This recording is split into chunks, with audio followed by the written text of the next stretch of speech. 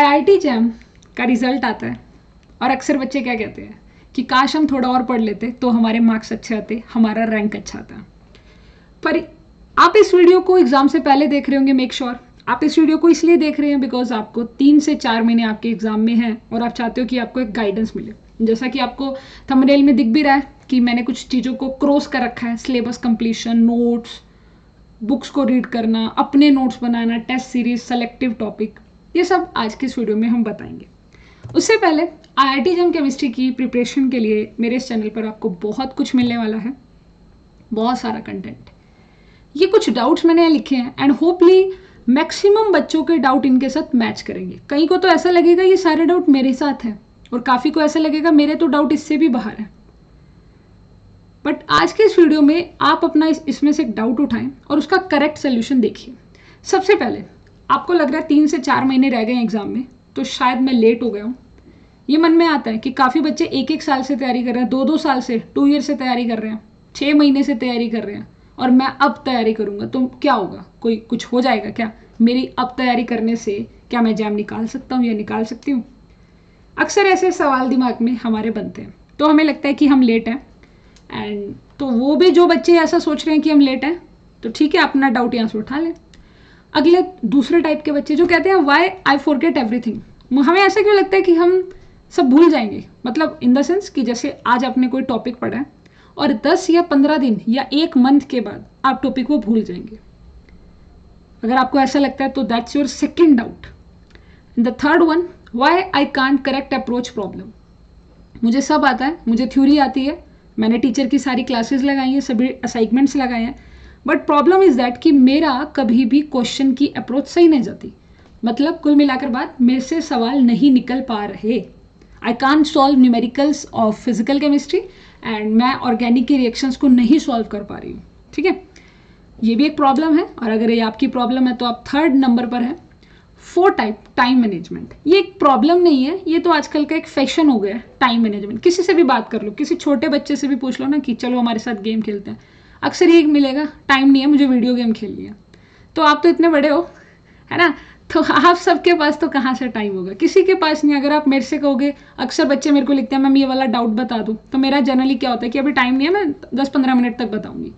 तो टाइम का तो फैशन है आजकल, हर चीज़ का बंदा यही होता है कि मेरे पास टाइम नहीं है। अब समस्या मुझे यही लग रही है कि या तो 24 आवर्स कम हो गए हैं, पता ही नहीं चला किसी को, शायद एक दिन में अब 20 घंटे मिलते हैं, है ना। ये चीज़ एक बार थोड़ा चेक करना। बाकी मैं आपको टाइम मैनेजमेंट का कुछ बताने वाली हूँ। ठीक है, हाउ स्टार्ट। जो बच्चों ने आज से पढ़ना स्टार्ट किया होगा या जो इस वीडियो को देखने के बाद करेंगे कि हाँ आईआईटी जैम की तैयारी मुझे करनी है और इसीलिए मैंने ये वीडियो ऑन किया है, तो मैं स्टार्टअप कैसे करूँ, अपने एग्जाम की 3 से 4 महीने में कैसे तैयारी करूँ, हाउ विल स्टार्ट।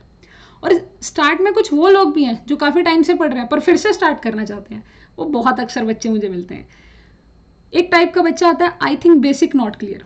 अब उस बच्चे ने क्या किया, उसने पूरा चैप्टर पढ़ा, सपोज उसने पूरी जर्नल ऑर्गेनिक केमिस्ट्री को पढ़ा, उसने सवाल लगाए, उससे नहीं निकले, यानी कि उसके पास ये वाली प्रॉब्लम थी ना, why I can't approach correct approach problems.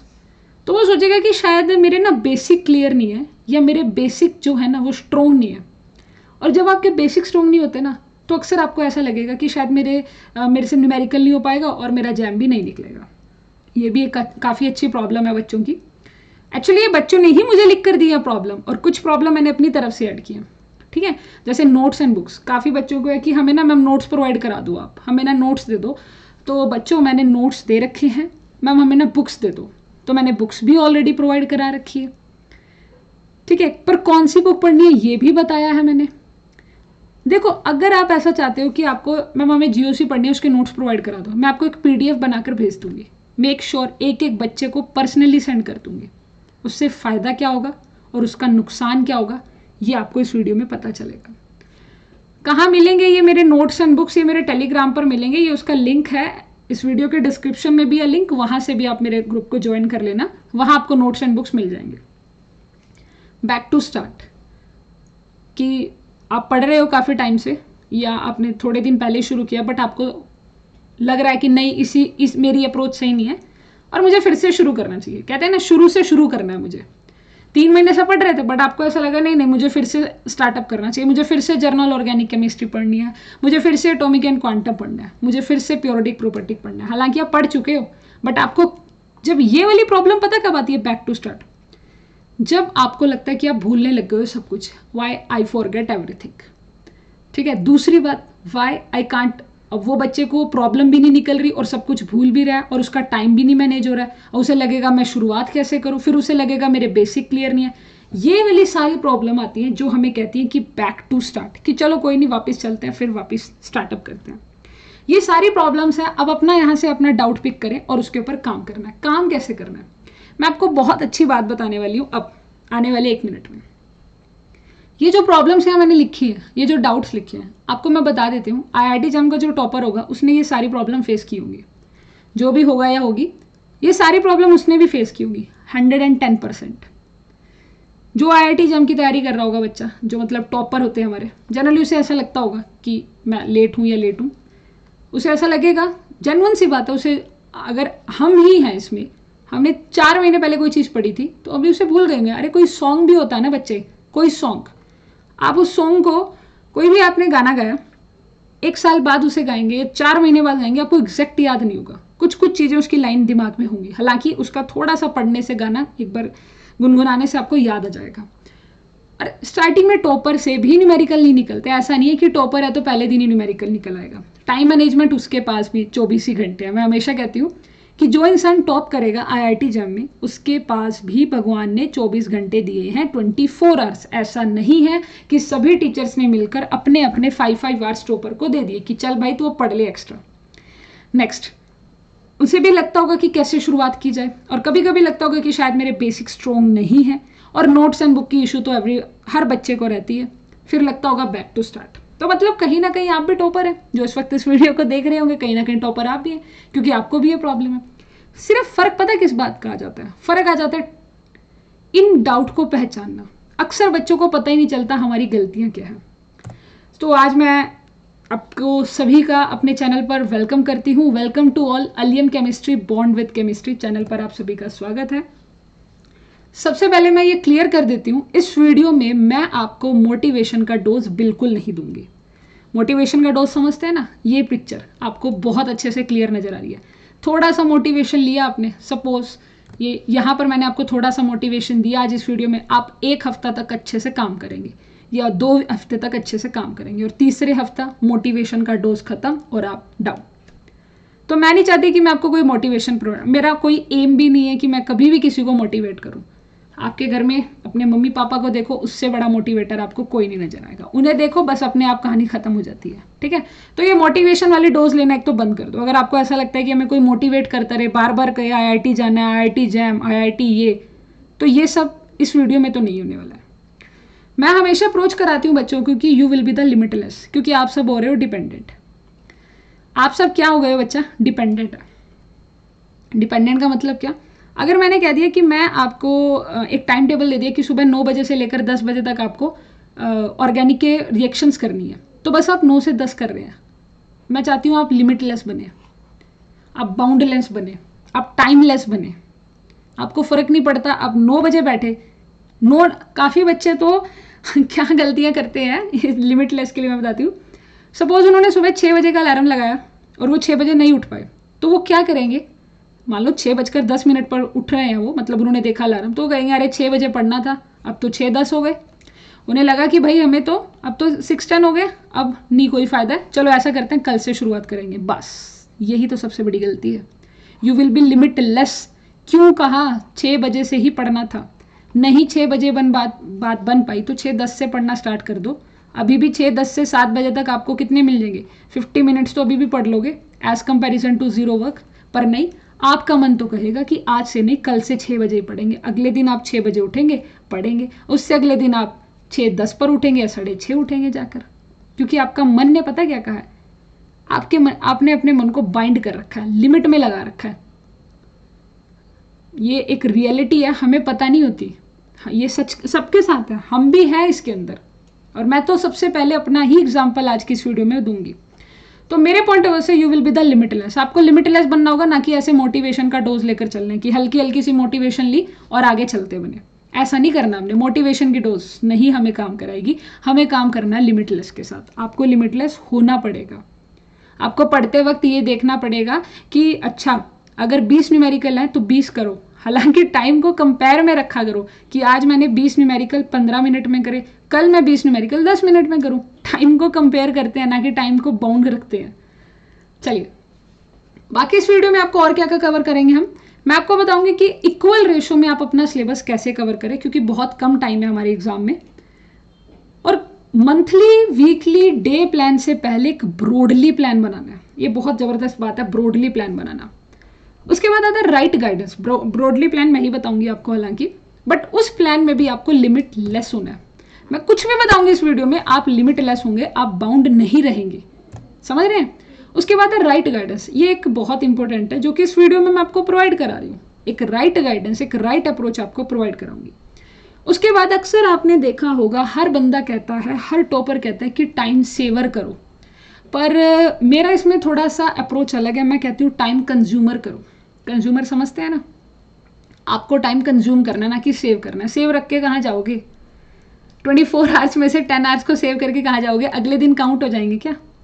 तो टाइम सेवर तो हम करते हैं रात को सोते वक्त। अगर आप 12 बजे भी सो रहे हैं तो सुबह 6 बजे तक 6 घंटे आपके सेवर हो गया ना टाइम, तो ठीक है। तो टाइम को कंज्यूम करेंगे हम, अच्छे से कंज्यूम करेंगे। 24 आवर्स को ना हमने 28 आवर्स में कन्वर्ट कर दिया, ठीक है। और सबसे लास्ट बैक टू स्टार्ट, हम फिर से शुरुआत करेंगे। ये तो बैक टू स्टार्टअप तो करना पड़ता है, मोबाइल को भी करना पड़ता है ना। तो चलिए इन सभी बातों के बारे में आज मैं बताने वाली हूँ। ये कुछ प्रॉब्लम्स हैं, ये तो आप बच्चों की प्रॉब्लम्स है, और ये मेरी तरफ से आपको कुछ जिसके लिए आप इस वीडियो में आए हैं, एक स्ट्रेटेजी के लिए, ये मेरा प्लान होगा।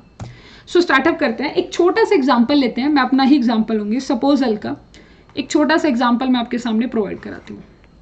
मैं हूँ अलका, और सपोज अभी जो मेरा वेट है, मैं एक अपनी वेट के ही एग्जाम्पल से बताऊंगी। 80 kg है, let me take an example. 80 kg weight है, और मेरे को फेब में एग्जाम होता है ना आपका, मुझे फेब में 7 to 14 होता है ना आपका एग्जाम, इसी के बीच में होता है 7 to 14 डेट्स के बीच में।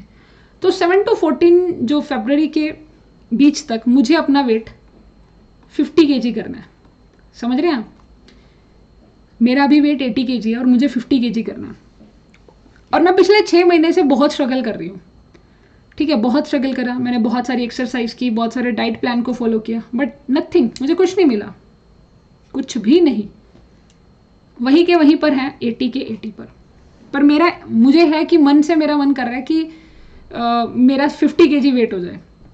तो नॉर्मल आप अपने दिमाग से सोचिए इसको जरा, ठीक है। अब मैंने देखा कि ऐसा क्या है और मैं कैसे कर सकती हूँ ये चीज़। एक्चुअली में मेरी अप्रोच ही गलत थी, मेरी गाइडेंस ही गलत थी। सबसे मेन होती है गाइडेंस। गाइडेंस गलत थी तो नहीं हो पा रहा है। अब मैं इसमें भी हमारा जो होता है ना, मन होता है, मन का सारा खेल है।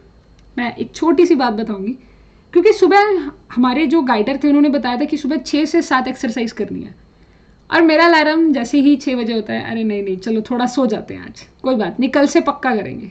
हो गया बस, एक दिन भी मिस कर दिया। आप खुद सोचो, क्या कोई पर्सन 80 kg से 50 kg ऐसे ही हो जाएगा क्या।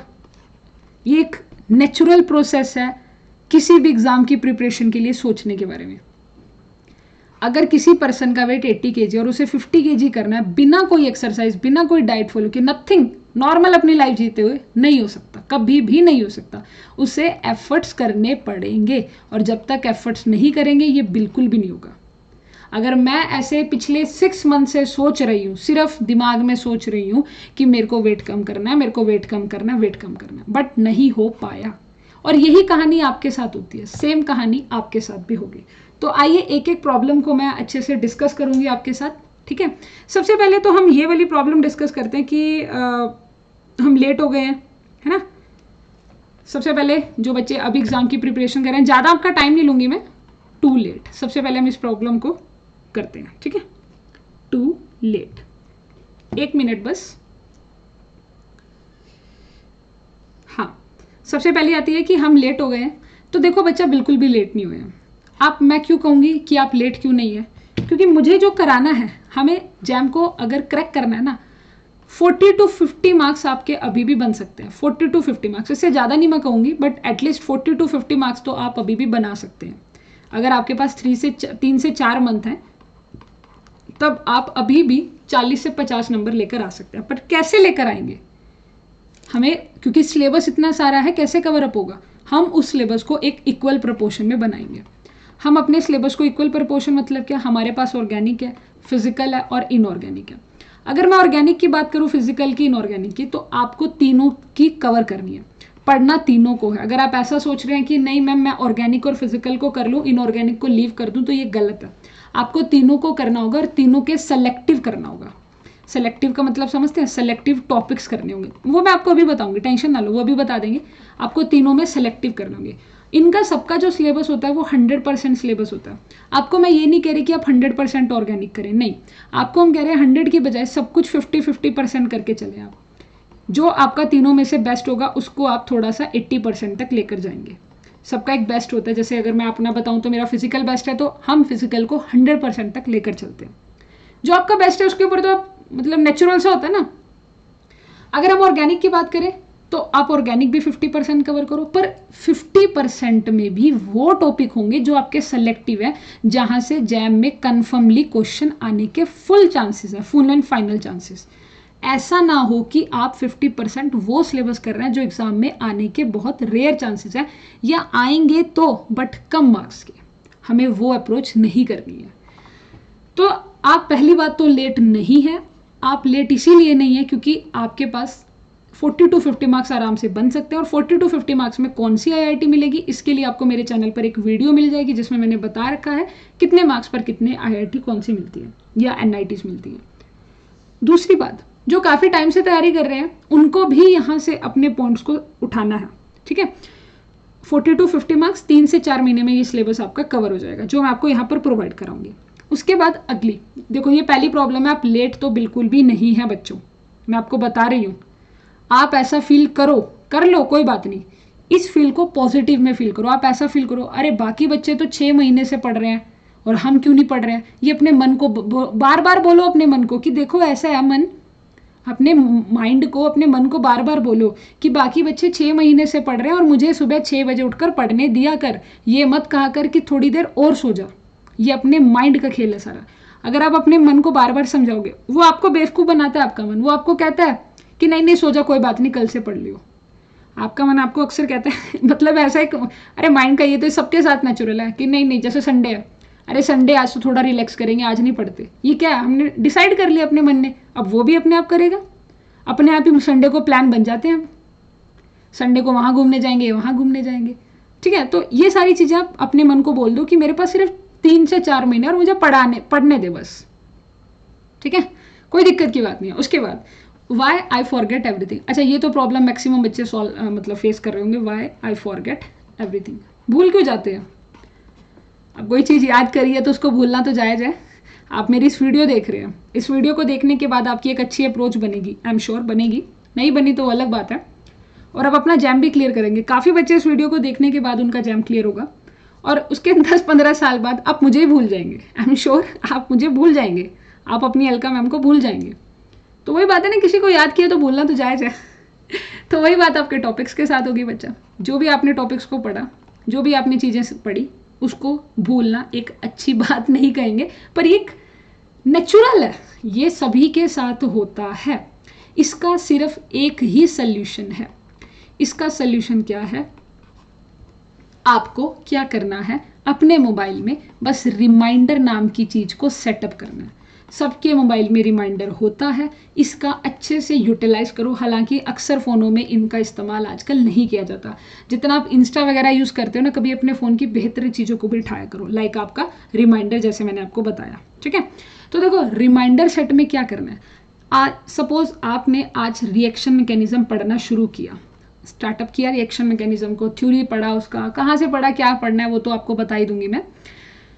रिएक्शन मैकेनिज्म पढ़ने के बाद आपका सपोज 10 नवंबर को वो चैप्टर ख़त्म हुआ, मैं ऐसी एक एग्जांपल दे रही हूँ, ठीक है। 10 नवंबर को ख़त्म हुआ, तो आप जिस दिन ख़त्म हुआ एंड, क्योंकि देखो ये एक ना, मैं आपने देखा होगा अक्सर मैं जब भी कोई टॉपिक ख़त्म कराती हूँ तो मैं द एंड लिखती हूँ। तो हर एक बंदे के ना ऐसे कुछ होते हैं वर्ड्स, आप अपने मोबाइल में क्या सेटअप करो कि अगर 10 नवंबर को ख़त्म हुआ तो 25 नवंबर को आप उसके नोट्स को अपने आप रिवाइज करोगे। आपको कौन नहीं करने देगा, मैं आपको बता रही हूँ। कुछ ऐसी चीज़ें हैं जो नहीं करने देंगे, और उसमें सबसे पहले आपका आता है मन। आपका मन कहेगा नहीं नहीं रिवाइज मत कर, ना ना नोट्स को रिवाइज मत कर। मेरे से एक लड़की ने क्लास में सवाल पूछा, मेरा मन नहीं करता मैम अपने पुराने नोट्स को रिवाइज करना। तो मैंने उसको एक ही बात कही, मैंने कहा ऐसा कर, उन नोट्स को उठा और उसमें से पहला पेज वहाँ से फाड़ दे, निकाल दे वहाँ का पहला पेज जो भी आपके नोट्स को होगा। पहले दिन वो निकाल दे, दूसरे दिन दूसरा निकाल दे। कह रही नहीं ऐसा नहीं हो सकता मैम। तो फिर और करना क्या? आपके मन ने आपको एक्सक्यूज दे दिया कि भाई मेरा मन नहीं है, मेरे को नोट्स पढ़ने में मजा नहीं आ रहा अपने रिवाइज करने का, तो उनको फाड़ दो वहां से। फिर तो मन को लगेगा ना कि अरे दोबारा लिखने पड़ेंगे। क्या आप मेरी बात को समझ पा रहे हैं? मेरा कहने का मतलब है आपने कुछ नोट्स बनाए, ठीक है, नोट्स बनाने के बाद आपका मन मतलब 10-15 दिन के बाद, जैसे मैंने आपको कहा कि आपने रिमाइंडर लगा दिया 25 नवंबर को मुझे हर 15 दिन के अंदर हर टॉपिक को रिवाइज करना है। कितना टाइम? और कोशिश अगर आपकी बन जाइए सुबह 7 से 8, इतना बेहतर टाइम होता है, सुबह 7 से 8 हर नोट्स को रिवाइज करने का हैबिट बन जाए। अगर रात को नहीं मैं कहती हूँ सुबह 7 से 8 अपने नोट्स को रिवाइज कर लो, कोई भी चैप्टर लगा लो आप, ठीक है। तो अपने मन को बोलो कि देखो हमें पढ़ना है, हमें करने दो काम, हमें नोट्स को रिवाइज करना है। अगर नहीं मानता ना तो उसके साथ मतलब आप भी अपने हाथों से एक पेज वहां से कट कर दो। कट करेंगे तो लगेगा मन को, मतलब हमारा दिमाग कहेगा अरे ये क्या कर दिया, दोबारा से पहला पेज बनाओ। फिर वो गलती कभी नहीं हो सकती, ठीक है। तो ये नेचुरल प्रोसेस है, इसका सिर्फ एक ही तरीका है, मोबाइल में रिमाइंडर सेट करो या आप अपने टेबल पर या कहीं पर भी लिख दो कि आज इसका डेट है, आज इसको रिवाइज करना है। और सुबह 7 से 8 सबसे बेस्ट टाइम देखा गया है रिवाइज करने के लिए। तो मेरे पॉइंट ऑफ व्यू से आप इस चीज़ को फॉलो कर सकते हैं। अब नेक्स्ट आता है करेक्ट अप्रोच नहीं हमारी लग रही। करेक्ट अप्रोच, हमारी करेक्ट अप्रोच नहीं आ रही है न्यूमेरिकल्स के लिए। मतलब कोई भी हम प्रॉब्लम, कोई भी क्वेश्चन सॉल्व करते हैं तो हमारा न्यूमेरिकल नहीं निकलता। ये अक्सर सबके साथ होता है। इसके ना पीछे 2-3 कारण है, इसके पीछे 2-3 कारण है। और मैंने एक बार पहले भी बताया था, आपको अपनी अप्रोच को ठीक करना है ना तो आप पहले बेसिक क्वेश्चन किया करो, बेसिक के बाद थोड़े इंटरमीडिएट लेवल के क्वेश्चन किया करो, इंटरमीडिएट के बाद आप जाकर एडवांस प्रॉब्लम किया करो। अगर आप डायरेक्ट ही एडवांस या इंटरमीडिएट उठाते हो तो दिक्कत आ जाएगी। बेसिक क्वेश्चन हमेशा, कोई भी आप बुकलेट ले रहे हो या असाइनमेंट ले रहे हो या कोई भी टीचर अपने डीपीपी करा रहा है तो उसमें पहले 10 क्वेश्चन तो बेसिक ही होते हैं। उसके बाद 10 से 20 तक अगर आप क्वेश्चन देखोगे हमेशा इंटरमीडिएट होता है। और 20 से बाद जितने भी 50, जैसे मैं 80 क्वेश्चन कराती हूँ हर टॉपिक के, तो वो सारे के सारे एडवांस होते हैं। तो आप एक बार बेसिक क्वेश्चन किए और मोस्टली बच्चों से बेसिक निकल जाते हैं, फिर वो इंटरमीडिएट करते हैं ना, यहाँ थोड़े थोड़े कंफ्यूज होते हैं। अगर वो इंटरमीडिएट में कंफ्यूज हो रहे हैं, दोबारा से इन्हीं क्वेश्चंस को लगा लो, इंटरमीडिएट को दोबारा सॉल्व करो, तब हो गए, फिर जाकर एडवांस पर करो। एडवांस की कोशिश करो अपने हाथों से ज़्यादा न्यूमेरिकल निकले। And don't be go for the solution. आपको काफ़ी बुक्स में क्या मिल जाता है, सोल्यूशन मिल जाता है। आप वहाँ से सोल्यूशन मत देखो, उससे बेहतर क्या चीज़ देखो वो बताती हूँ। सोल्यूशन मत देखो वहाँ पर, उससे बेहतर एडवांस प्रॉब्लम के लिए आपको मैंने एक फॉर्मूला बुक दे रखी है। सभी बच्चों को फॉर्मूला बुक मिली हुई है। कहाँ पर? मेरे चैनल पर। इसी चैनल पर आपको ना अलियम केमिस्ट्री पर फॉर्मूला बुक मिल जाएगी, उसमें मैंने सभी के फॉर्मूलाज दे रखे हैं। तो वो फॉर्मूला बुक अपने पास रखो, मतलब अपनी नोटबुक अपने पास रखो, उसमें से अपना फॉर्मूला चेकआउट करो। एक मैं वीडियो बनाती हूँ यहाँ पर यूनिट कन्वर्जन की, वो वाली वीडियो ओपन करके, मतलब वो वाला जो नोट्स होंगे वो ओपन करके रखो। आप इनको देखो, सोल्यूशन को मत देखो, आप अपना फॉर्मूला बुक से फॉर्मूला चेकआउट करो। इससे क्या होता है कि आसपास के सारे फॉर्मूलाज रिवाइज हो जाते हैं। आसपास अगर हम देखते हैं ना कि अच्छा इसमें ये भी है। और यूनिट कन्वर्जन, सिर्फ 2 चीज़ें हैं फिजिकल के न्यूमेरिकल सॉल्व करने के लिए। ऑर्गेनिक के लिए अपने नोट्स अपने पास रखो। ऑर्गेनिक के लिए जब आप प्रॉब्लम सॉल्व कर रहे हैं, कोई रिएक्शन सॉल्व कर रहे हैं, तो अपने नोट्स अपने पास रखो, सामने रखो, रिएक्शन देखो और नोट्स को देखो। मतलब आप ट्राई करो, नहीं निकला, अच्छा न्यूक्लियोफिलिक सब्स्टिट्यूशन है, एक बार चेक करो कि मैंने कौन कौन से पॉइंट बताए थे। बेहतर है सोल्यूशन की बजाय आप अपनी इन चीज़ों को देखो जिनसे आपने बनाया, और जैसे आपको मिल गया तो उसके ऊपर लिख दिया करो इंपॉर्टेंट, कि मेरे से ये नहीं हुआ था या हो गया था, जो भी है। ये एक अप्रोच है। अक्सर बच्चे इसकी सही अप्रोच पर क्यों नहीं जाते? क्योंकि उनके पास सोल्यूशन देख लेते हैं। वो देख लेते हैं कि इसका आंसर ए है, तो बस फिर वो ए को ही निकालने बैठ जाते हैं। वो ये नहीं देखेंगे बी क्यों नहीं है, सी क्यों नहीं है और डी क्यों नहीं है। ये बहुत ही करेक्ट अप्रोच है। अक्सर हम न्यूमेरिकल कोई भी एमसीक्यू, क्योंकि जनरल आपके पास जैसे एमसीक्यू है, तो आप क्या कहेंगे, आपने पीछे आंसर देखा कि बी है, आपने बी को मार्क कर दिया। आप ये बिल्कुल नहीं देखते ए क्यों नहीं है, सी क्यों नहीं है, डी क्यों नहीं है, सिर्फ आपने बी का सोल्यूशन देख लिया, कहानी खत्म। आप इनको भी करेंगे तो साथ के साथ 3-4 कंसेप्ट आपके कवर हो जाएंगे। ठीक है। तो करेक्ट अप्रोच यही है कि सोल्यूशन की बजाय या आंसर देखने की बजाय आप अपने नोट्स को, आप अपने फॉर्मूला बुक को और यूनिट कन्वर्जन को साथ साथ देखिए। उसके बाद अगली प्रॉब्लम आती है, सबसे कॉमन और सबसे फैशन वर्ड आजकल चल रहा है, जो बड़ा ट्रेंडिंग में चलता है, वही हमारा टाइम मैनेजमेंट। टाइम मैनेजमेंट तो देखो सबके पास 24 आवर्स है, मेरे पास, आपके पास, जो हमारा टॉपर होंगे उनके पास, सभी के पास 24 आवर्स है।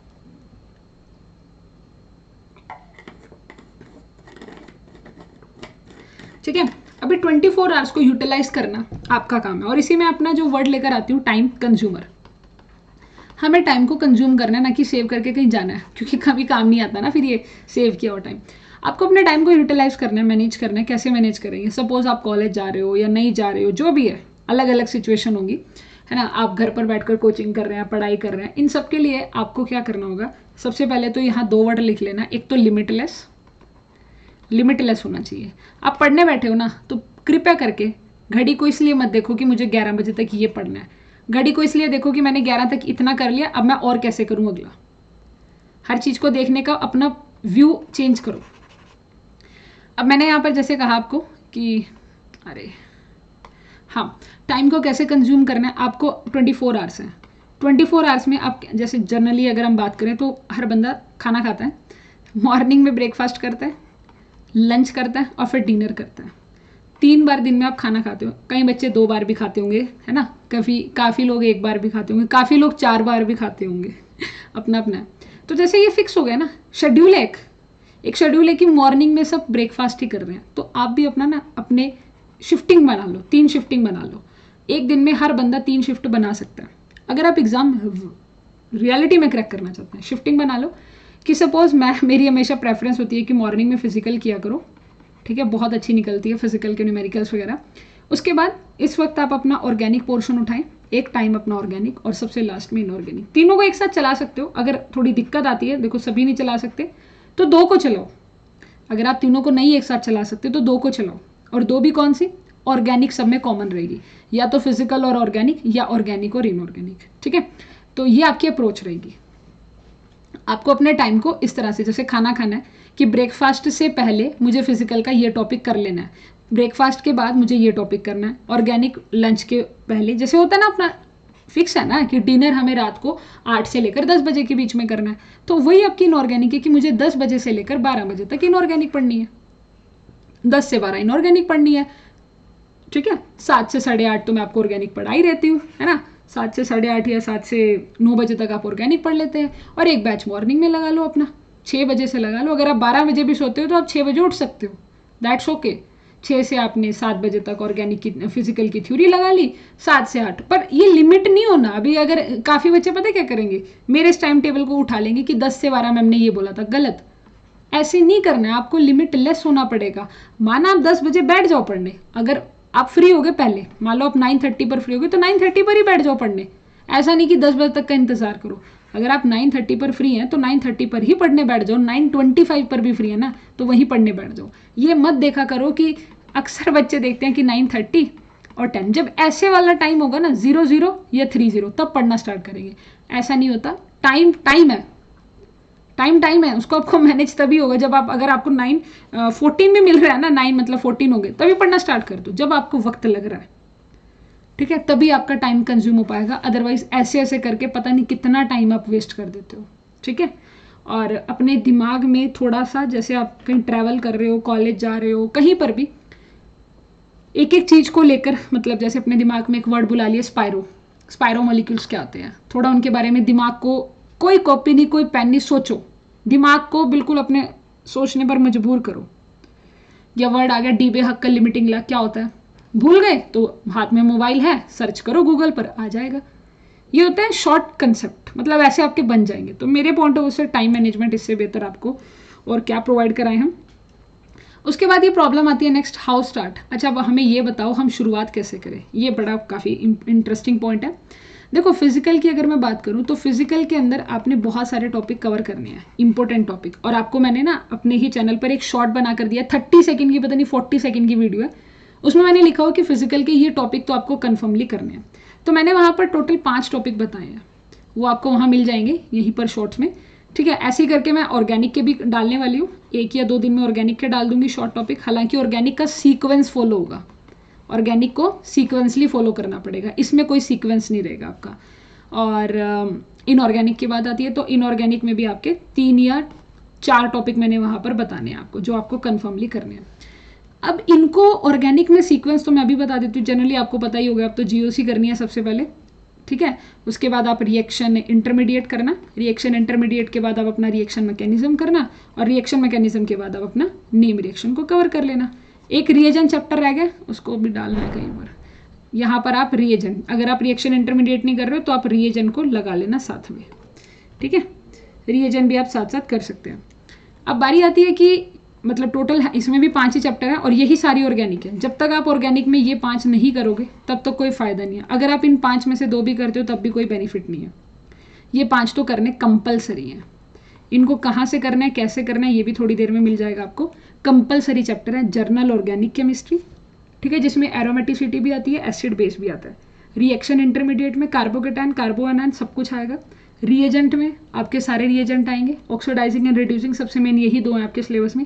रिएक्शन मैकेनिज्म में nucleophilic and electrophilic substitution, addition and elimination, और नेम रिएक्शन में एनोलिट। तो ये आपके टोटल 5 चैप्टर हैं जो करने ही करने हैं।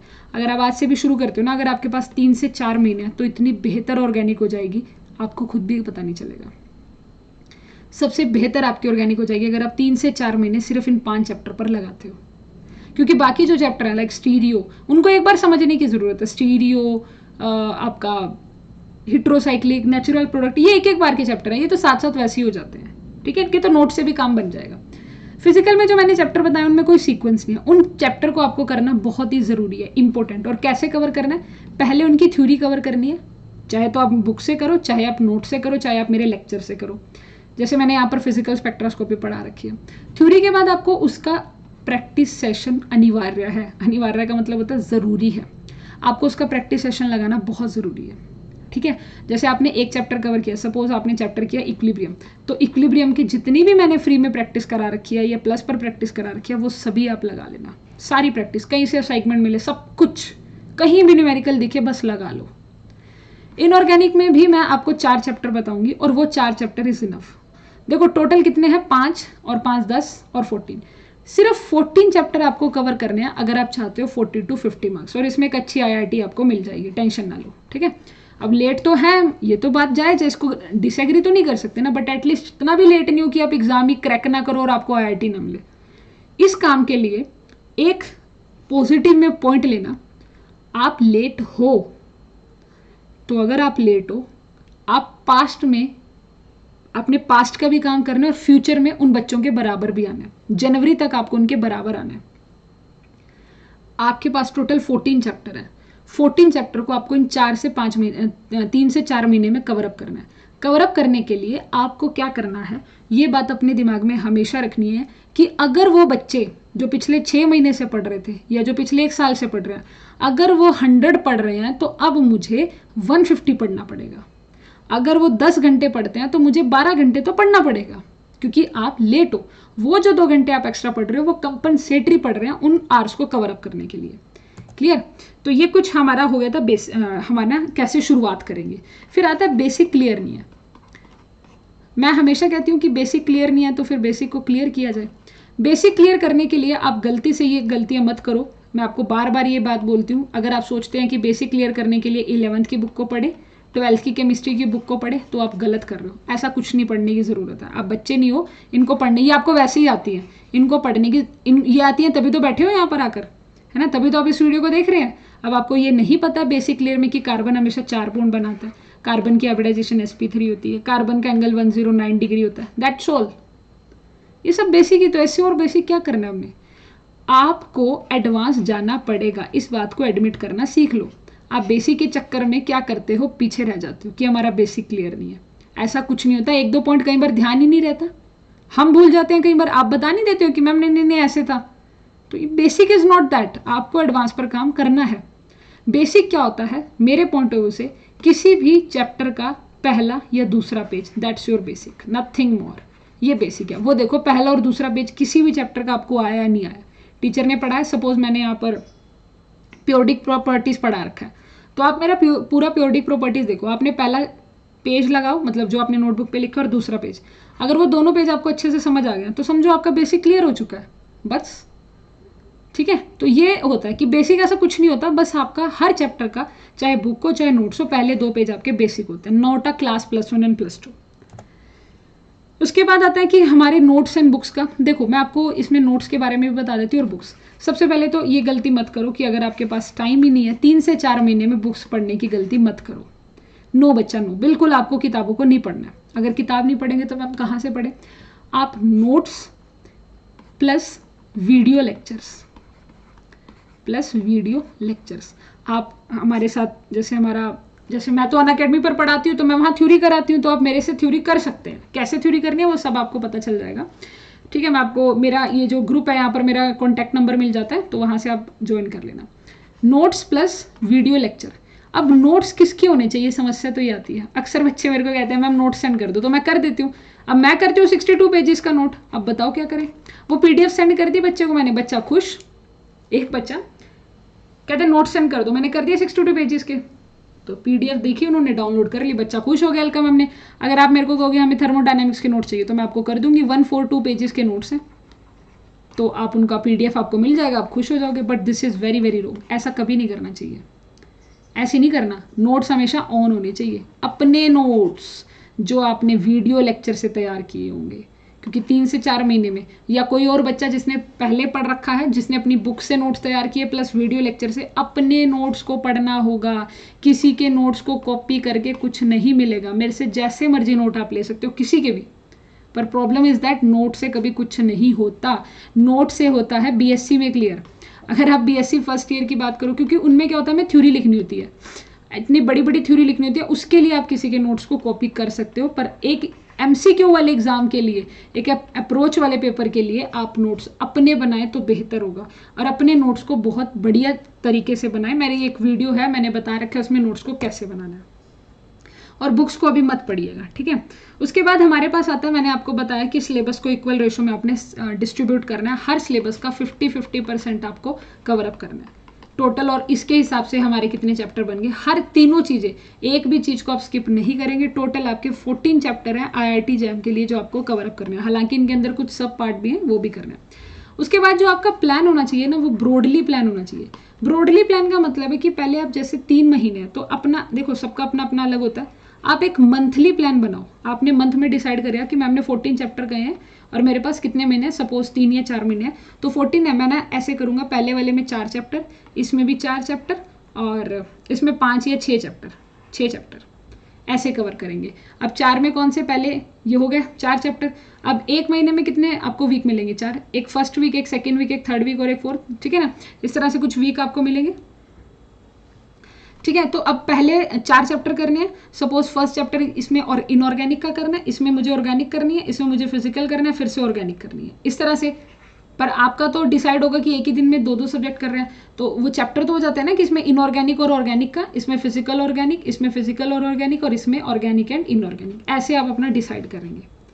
ये होता है आपका ब्रॉडली प्लान। ये हो गया, पहले देखो ब्रॉडली प्लान दूर तक का सोचा हमने। पहले एक मंथ का प्लान बनाया, 4 लिख लेना ऐसे कि पहले मंथ में ये वाले चैप्टर कवर करेंगे, दूसरे में ये, तीसरे में वो। सीक्वेंस मैं बता चुकी हूँ। ऑर्गेनिक का तो जैसे बता दिया कि GOC करी, एक हफ्ते में GOC आराम से हो जाती है, फिर एरोमेटिसिटी करी, फिर एसिड एंड बेस करी, फिर अगला आपका रिएक्शन इंटरमीडिएट किया। ये सब मैंने फ्री में पढ़ा रखा है, इनको आप पढ़ सकते हैं।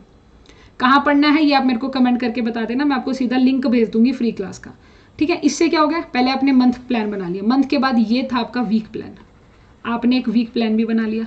वीक प्लान बनाने के बाद आप आएंगे अपने डे प्लान पर। डे प्लान कैसे कि पहले हफ्ते का जैसे मंडे है, तो मैं अपना टाइम कैसे यूटिलाइज करूं। मैंने अपने दिन में 3 शिफ्टिंग बना दी, फिजिकल, ऑर्गेनिक, इनऑर्गेनिक। तो this is called with the broadly plan. ये आपका ब्रॉडली प्लान है।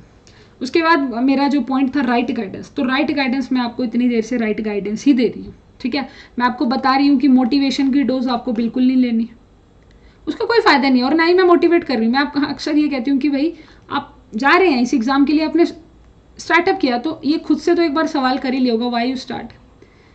पेरेंट्स का नाम अच्छे से रोशन करने के लिए, मतलब, या फिर आपका मन करता है कि आप IIT में पढ़ें जाकर, या IIT एक ब्रांड है इसलिए आप ऐसा कर रहे हैं, या फिर आपका मन है कि मैं एक कंपटीशन के लिए लड़ना चाहता हूँ, एक हाई लेवल के कंपटीशन के लिए, एक हाई लेवल का ये कंपटीशन है, इस हाई लेवल के कंपटीशन को मुझे क्या करना है, compete करना है, एक अच्छा खासा लेवल है, इसको मुझे क्या करना है, compete करना है, बस।